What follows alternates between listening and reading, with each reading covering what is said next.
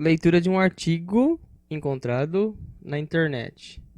Aspecto biológicos da tartaruga de orelha vermelha, Trachemis scripta elegans, reptilia os testudines Emididae em cativeiro. Breve resumo do artigo. A Trachemis scripta elegans, ela é uma tartaruga. Ela é semiaquática, ou seja, tanto na água, tanto na terra. É uma espécie exótica. Ela tem sido introduzida à fauna silvestre devido à falta de informação da população que adquire exemplares jovens que, ao crescer, eles são abandonados na natureza. Essa espécie ela possui hábitos alimentar onívoro, ou seja, se alimenta de tudo: carne, vegetais. E em cativeiros, alguns representantes eles se manifestaram preferências individuais. Cada um tinha um tipo de preferência por diversos tipos de alimentos. Alguns machos eles apresentam algum tipo de ritual de acasalamento, tendo sido observadas preferências para determinadas fêmeas. No entanto, não foram observadas cópulas, deambulação, a fim de permitir o conhecimento de seus aspectos biológicos e diminuir os riscos de impactos no meio ambiente. Devido à sua introdução desorganizada, esse trabalho foi feito com base em observações feitas sobre exemplares em cativeiros. Vamos lá, agora introdução. Ainda existe muita discussão, muito bate-papo sobre a sistemática deste gênero Atrachemes, porque alguns dos autores eles consideram a determinação Pseudemis e outras Trachemes, de acordo com Pritchard em 79. Acatamos o uso da Trachemes segundo a revisão bibliográfica recente de Ernest e de Barbault, em 89. A Trachemis scripta elegans, ela foi denominada pelos norte-americanos de Red-eared turtle, tartaruga de orelha vermelha. Trachemis scripta elegans, tartaruga de orelha vermelha, que era pertencente à ordem dos testudines, que é a família Emididae, qual possui mais de 32 gêneros, que são eles: a Malaclemis, a Grapitemis, a Chrysemis, a Emis, Emididoidea, a Terrepene, a Siebenrockiella, a Clemis, a Rhinoclemis, a Sacalia, Ocádia, Apixidea, Orlitia, a Morenia, Notochelis, Melanochelis, Mauremis, Hieremis, a Cachuga, Malaiemis, Reizosemis, a Geodemis, a Geomida, a Ardela, a Claichemis, a Cuora, Calagur, a Kinemises, Batagur, a Pseudemis, a Deirochemis e a Namemis, segundo Ernest e Barbault em 89. Desculpa se eu falei alguma pronúncia errada. A família Emididae, ela caracteriza-se por possuir tartarugas aquáticas e semiaquáticas, que são representadas em todos os ambientes. Aqui, de acordo com essa figura, é a maneira geograficamente que a família Emididae está distribuída. exceto na Austrália e na Antártida, por ser frio, né? As formas vivas pertencentes a 33 gêneros e 91 espécies. Essas famílias elas são divididas em duas subfamílias, que é a Batagurinae e a Emidinae, de acordo com as características do crânio, a mandíbula e da coluna cervical. A Batagurinae, que é conhecida como subfamília das tartarugas do Velho Mundo, apresenta 23 gêneros e 56 espécies, distribuídas no sul da Europa, norte da África do Leste e do Sul e da Ásia, Indonésia, Filipinas e também do Japão, com exceção do gênero Rhinoclemis, presente no México e no norte da América do Sul. Os representantes dessa subfamília apresenta uma única articulação, que é entre a quinta e a sexta vértebra cervical, além de uma sutura entre o 12º escudo marginal e o último escudo vertebral pertencente a essa família. Os seguintes gêneros: Cuora, a Pyxidia, a Ciclemes, a Geoclemes, a Siembenrockiella, a Rhinoclemis, Sacália, a Orcádia, Orlidia, Morenia, Melanocheles, Mauremis, Hieremis, Cachuga, a Malaemis, a Reusemis, a Geomida, a Ardela, a Calagur, a Quimeses e a Anamemes, Notocheles e a Batagur. A Emidinae, conhecida também como subfamília das tartarugas do Novo Mundo, ela vai agrupar 10 gêneros com 35 espécies. Esses representantes dessa subfamília são encontrados entre o Canadá até a América do Sul, com exceção do gênero Emis, que é distribuída na Europa e no norte da África. A carapaça dos representantes dessa subfamília possui 5 escudos vertebral, 8 pleural, 16 supramarginais, 24 marginais e uma cervical. O plastrão, que ele é formado por um escudo intergular, 2 gulares, 2 húmeros, 2 peitorais, 2 abdominais, 2 femorais, 2 anais, 2 inguinais, 2 auxiliares e 6 inframarginais. Os representantes dessa subfamília possuem o osso basiocipital, que é estreito e separado da cavidade paracapsular e do osso perigoídeo, sem uma tuberosidade lateral e sem uma cavidade timpânica. Pertencem à subfamília os seguintes gêneros: Malaclemis, Grapitemes, Crisemes, Aemes, Emididoi, Terrapene, Clemes, Pseudemes, Deirocheles e Trachemes. Esse gênero, a Trachemes, o autor ele denominou de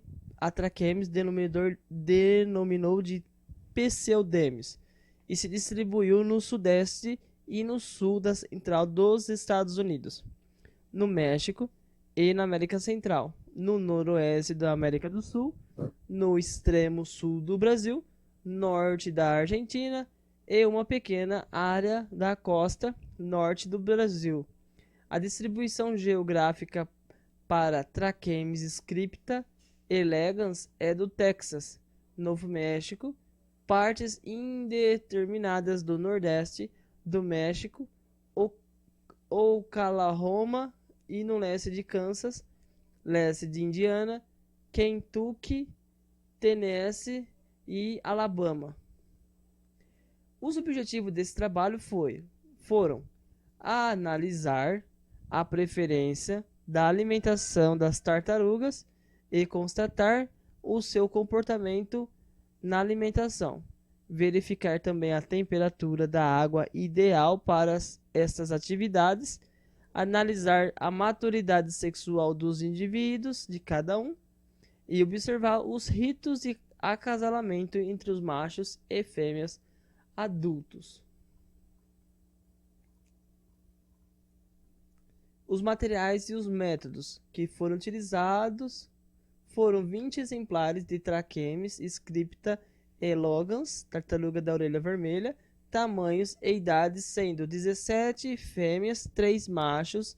Os exemplares foram colocados em um recinto de capacidade de 6.400 litros de água, coberto por lona apenas na parte aquática, para evitar o crescimento das algas microscópicas.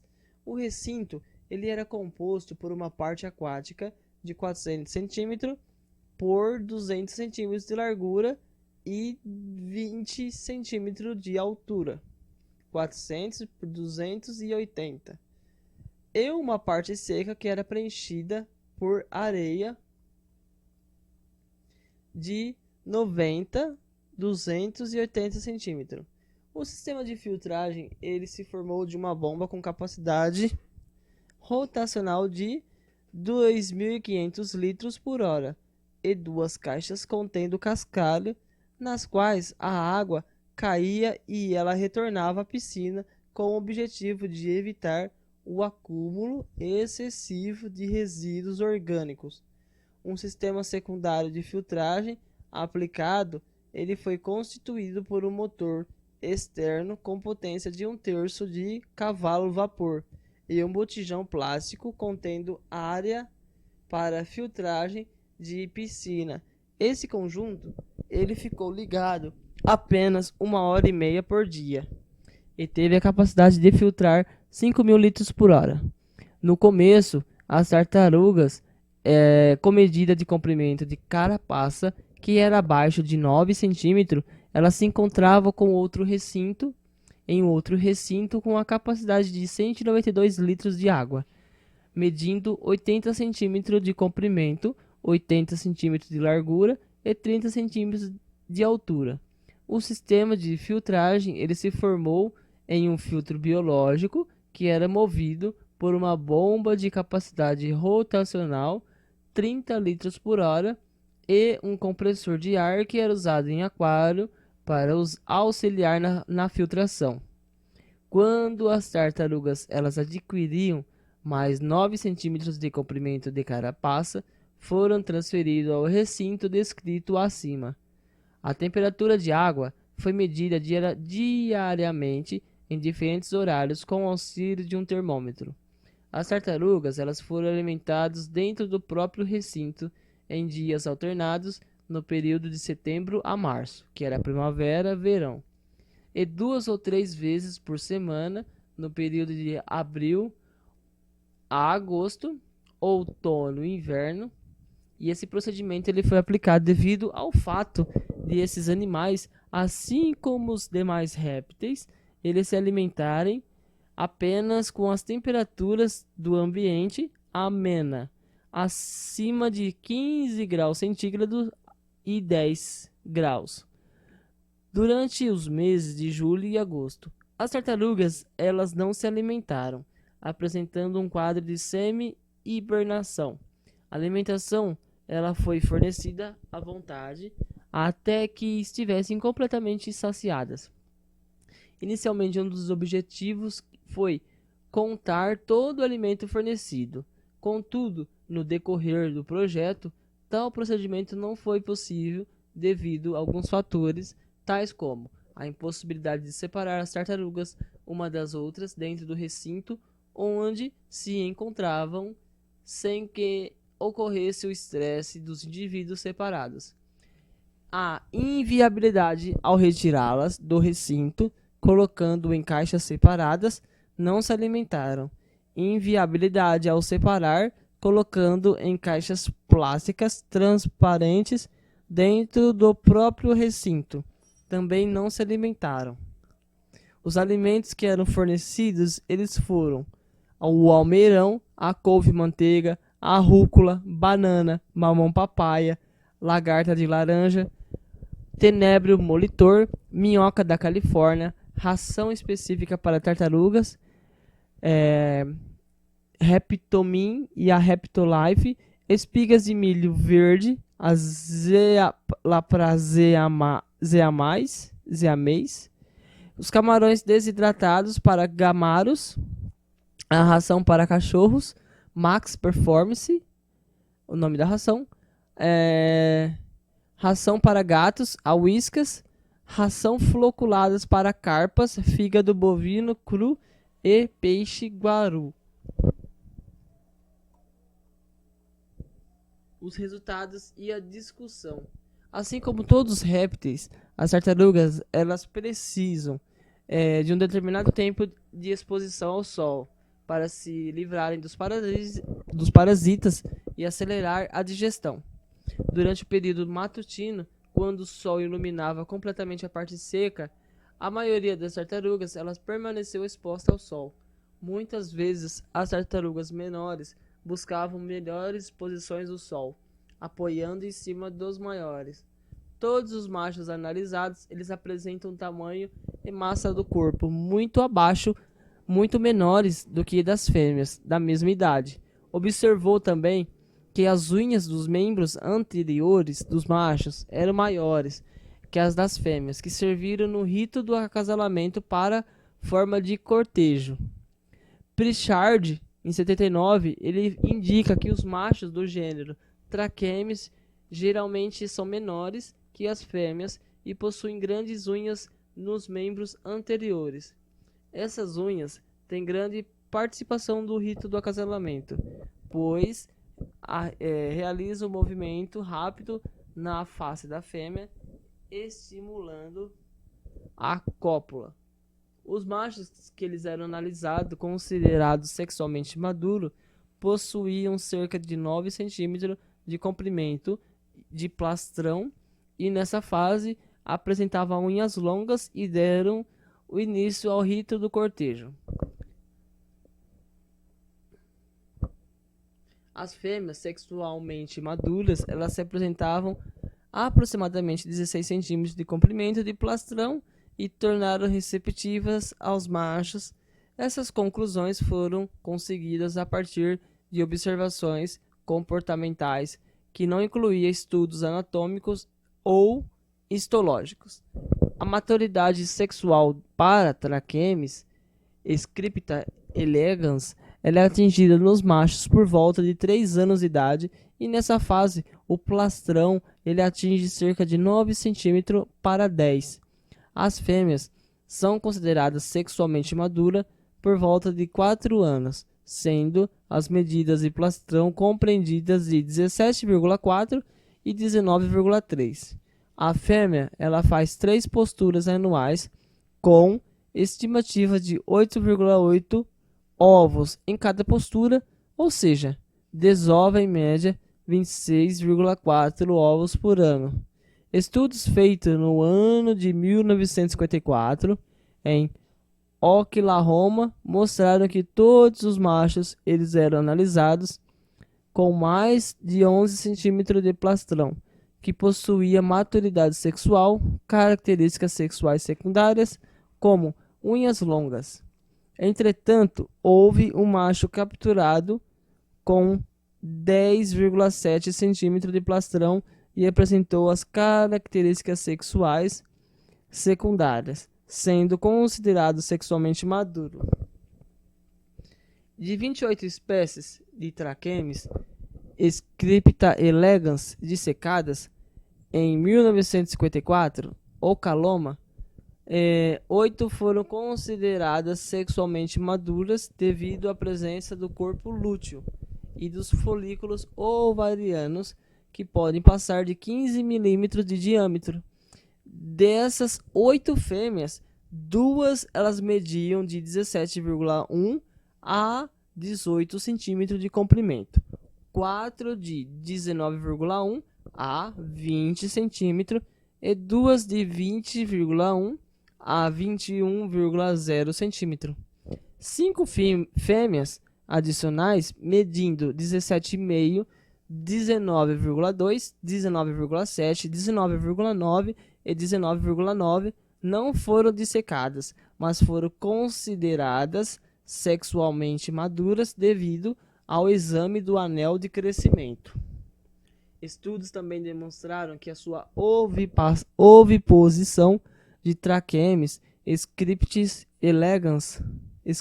elegans pode ser induzida com a administração do hormônio como a ocitocina.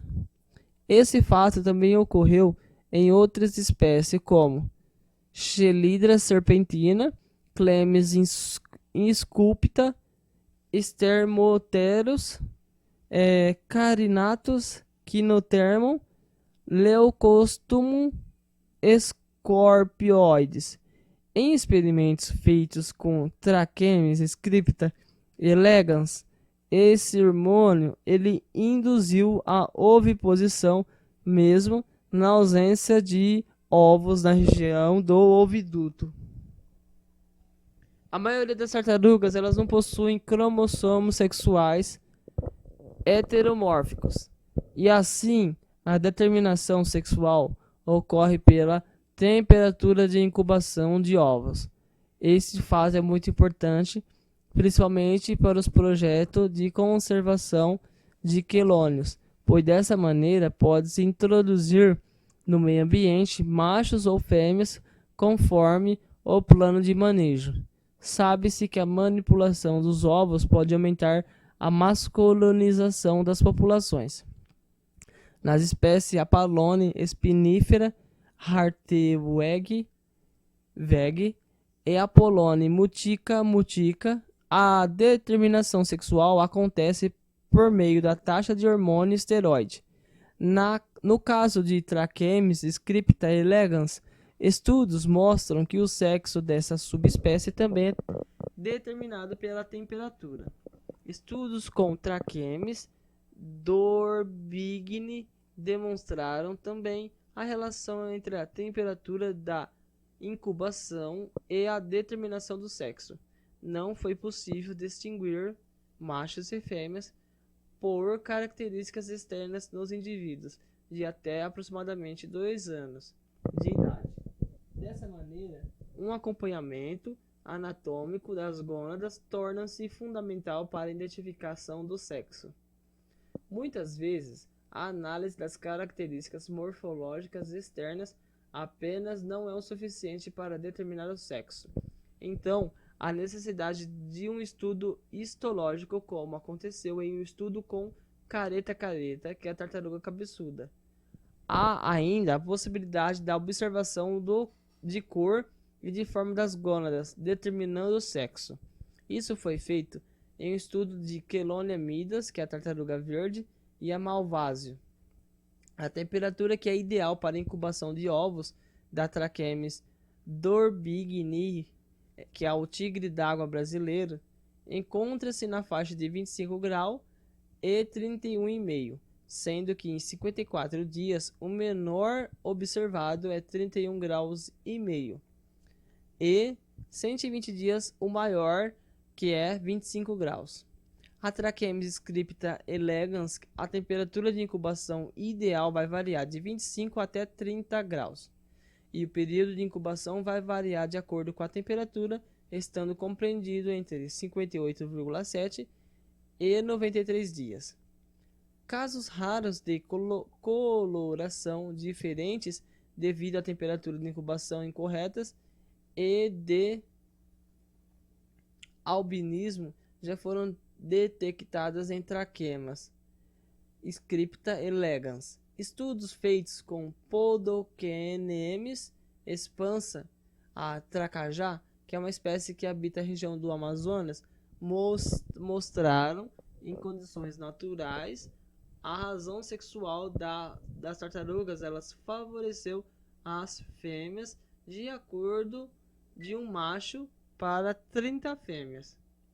Foi feito um experimento com desovas dessa espécie de tartaruga, no qual 3 ninhos naturais foram mantidos cobertos com estacas de madeiras e outros 3 foram descobertos, ficando expostos à radiação solar. A profundidade da câmara de postura era aproximadamente 75 centímetros em todos os ninhos. O período de incubação foi de 47 dias. A diferença da temperatura é medida diariamente de hora em hora. Entre os ninhos cobertos e os ninhos descobertos foi constante e menor que 1 grau. O resultado ele demonstrou que nos ninhos cobertos houve maior produção de machos com relação aos ninhos descobertos. A determinação sexual foi feita a partir de estudos histológicos das gônadas numa amostragem de 50% das tartarugas que eram eclodidas nos ninhos. Muitas espécies de testudines apresentam comportamento de nidificação dividido em 5 fases propostas por diversos autores: deambulação, abertura de cova, postura de ovos, fechamento de cova, abandono do ninho. Em estudos feitos com Pyrinopsis hilari, que é aquele DAI, observou que a deambulação, a fêmea reconheceu o local caminhando pelo sítio, parando rapidamente e farejando o substrato. Após 20 a 40 minutos, o ponto adequado foi determinado. A fêmea ela começou a retirar a areia, algumas vezes coberta de musgo em alguns pontos, e começou a escavação. A abertura da cova foi feita com movimentos rápidos dos membros posteriores. Terminada a escavação, começou então a postura de ovos. O fechamento da cova também foi feito por meio de movimentos alternados dos membros posteriores com o material retirado anteriormente. Algumas espécies camuflaram o ninho com tufos e vegetação e folhas secas. Após o fechamento de cova, a fêmea ela abandonou rapidamente o ninho, evitando o encontro com possíveis predadores, dirigindo-se à água, na maioria das vezes na mesma trilha que abriu a vegetação. A Pyrinopsis hilari, que é o cágado natural do sul do Brasil, Uruguai e norte da Argentina. Ele escavou seus ninhos afastados da vegetação e ocasionalmente nidificou junto às pequenas touceiras de gramíneas, uma vez que o local estava bem exposto ao sol. Áreas mais descobertas sem associação discreta com a vegetação também foram utilizados. Os ninhos da maioria dos testudines são formados por 2 porções diferentes, pescoço e câmara de incubação. As fêmeas da espécie Pyrinopsis e Geophranus, que é aquele DAI, acomodam os ovos dentro da câmara de incubação com o auxílio dos membros.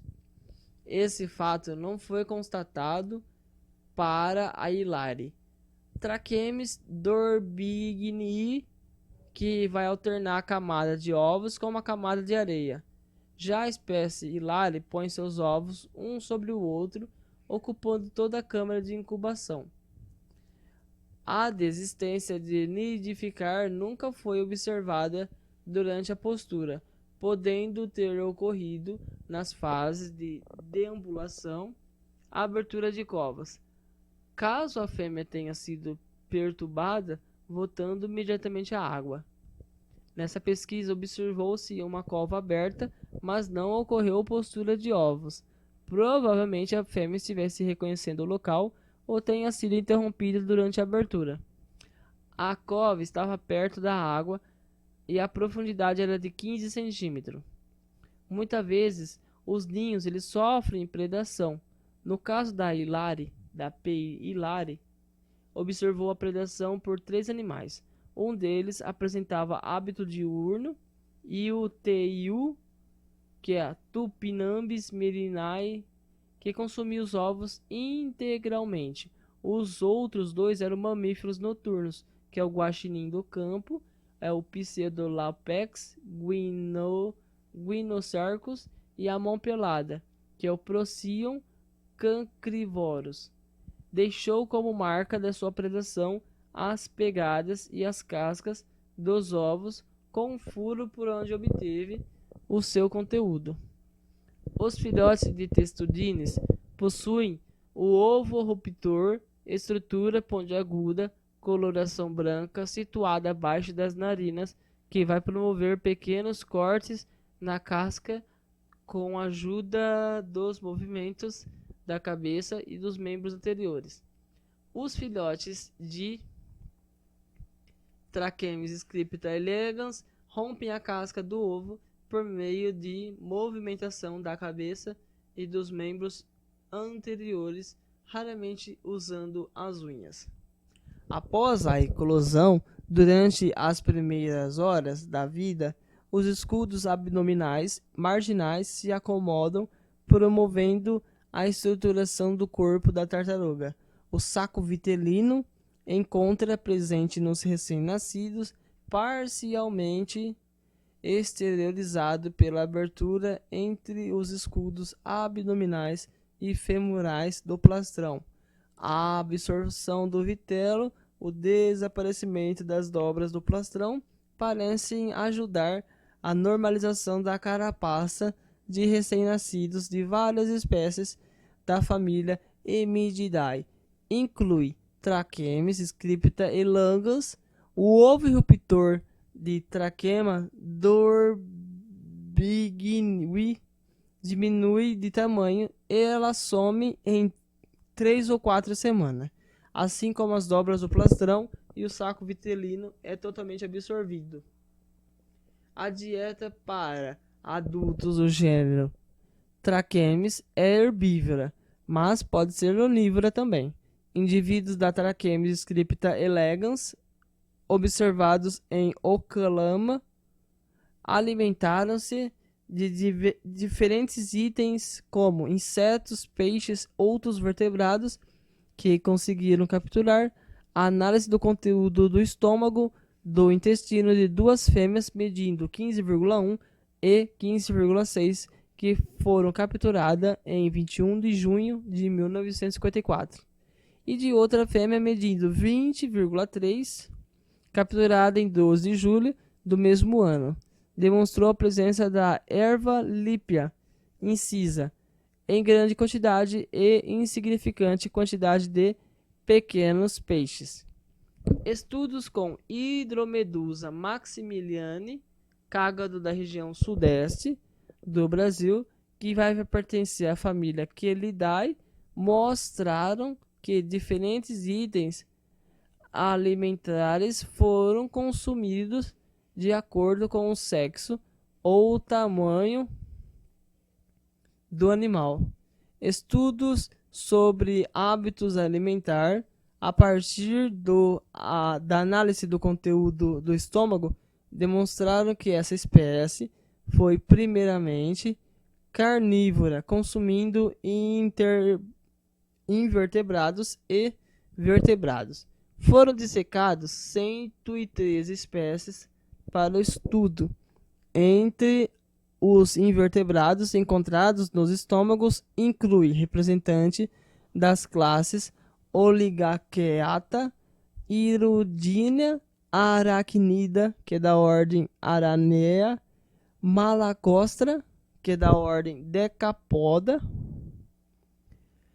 Aegla paulensis e Amphipoda, Ilalela pernix, insecta ordens Heptamoreptera, Odonata, Orthoptera, Isoptera, Plecoptera, Hemiptera, Megaloptera, Coleoptera, Tricoptera, Leptoptera, Diptera. Entre os vertebrados encontram-se os ovos e ossos de representação de anfíbios da ordem Anura e roedores, Neolemes nigripines, material vegetal não identificado também foi encontrado em cativeiro Trachemis scripta elegans, que apresentou preferência alimentar por carne e rações para cães, gatos e próprias para tartarugas, independente do sexo e da idade. Alimentou-se também de verduras e frutas, mas com menor interesse. Isso demonstrou que a Scripta elegans ela apresenta uma dieta alimentar onívora com preferência por proteína animal.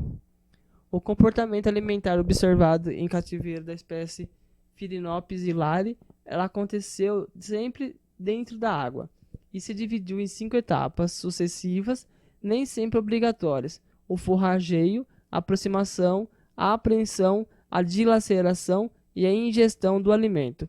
Em vários casos, observou disputa pelo alimento em Phrynops hilari e ainda entre esses indivíduos geofranos e a Trachemis dorbigini,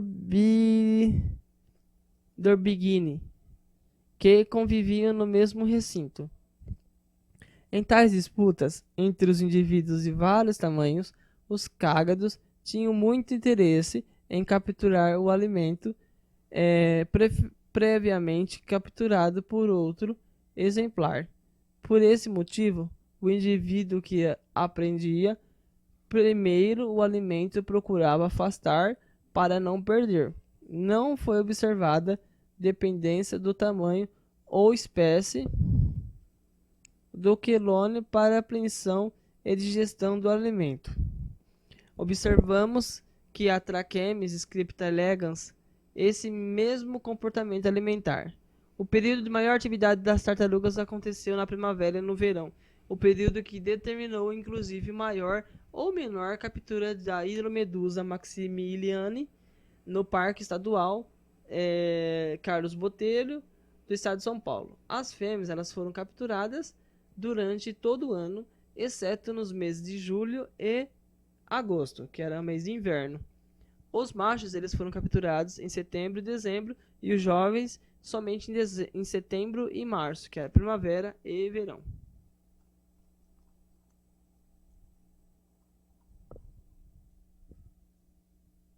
Abaixo de o período de maior atividade das tartarugas do gênero Trachemis, o autor utilizou pseudemis, que acontecia na primavera, quando se alimentaram mais e desenvolveram-se melhor. O período de maior atividade alimentar e, consequentemente, atividade corporal aconteceu nos meses de setembro e março. Nessa época, observou uma maior ingestão de alimentos, proporcionando um melhor desenvolvimento. A temperatura corporal das tartarugas vai variar de acordo com o do ambiente. No entanto, estabelece sempre maior que a temperatura externa. Um período como a tartaruga jovem, Trachemis scripta elegans, que media cerca de 11 cm de comprimento de plastrão, demonstrou esse fato. Foi mantida em água cuja temperatura estava 13 graus. Por um certo tempo, observou que a sua temperatura cloacal encontrava-se de 21,3 graus e a sua atividade estava ainda intensa. Após um período, a temperatura da água ela baixou para 7,8 e a temperatura de tartaruga passou para 19,3. Nesta fase, a atividade ela reduziu consideravelmente quando a temperatura da água passou para 3,4. 2 horas depois, a temperatura da cloaca passou a 5,7 graus e só aconteceu uma reação a partir de estímulos externos. Após 9 horas, a tartaruga não reagia a nenhum estímulo e ela morreu. Concluiu, então, que a temperatura mínima para a atividade normal é de 10 graus. A temperatura máxima determinada foi de 37 graus, na qual a tartaruga se manteve em atividade intensa. Novos estudos com 3 espécies diferentes a Chrysemys picta, Trachemys scripta, elegans e Gynosternum subirubum. Determinaram que a temperatura ideal para suas atividades encontrou-se na faixa entre 18 e 30 graus. No caso da Trachemys scripta elegans, a temperatura ótima determinada foi de 21 graus. Neste estudo foi observado que a temperatura que proporcionou melhor atividade metabólica estava na faixa de 18 e 28 graus. Acima de 28, as tartarugas elas se mostraram muito agitadas e na presença de alimento acabavam se confundindo devido ao grande tumulto causado pelos indivíduos. Abaixo de 18 graus, as tartarugas elas se mostraram quietas e paradas no fundo do recinto e não se alimentaram. Em temperaturas abaixo de 10 graus, nos meses de julho e agosto, algumas tartarugas elas se apresentavam em estado de semi-hibernação, ficando com movimentos letárgicos e subindo à superfície numa frequência menor apenas para respirarem. A carapaça ela se modifica de acordo com a espécie, mas não consiste na única defesa da tartaruga. Muitas espécies elas se utilizam também de camuflagem, como é o caso do jabuti leopardo, que é o Gelchelone pardalis babicoque. A mandíbula e as glândulas odoríferas são importantes contra possíveis ataques de predadores para as espécies aquáticas e semiaquáticas. Pode-se observar que as tartarugas analisadas elas deram mordidas durante o manejo como mecanismo de defesa. Os objetivos traçados por esse estudo foram atingidos. Foram analisadas questões referentes às preferências alimentares e às influências da temperatura sobre as diferenças de atividades, fornecendo um panorama de acordo com este fator que atua na biologia da espécie.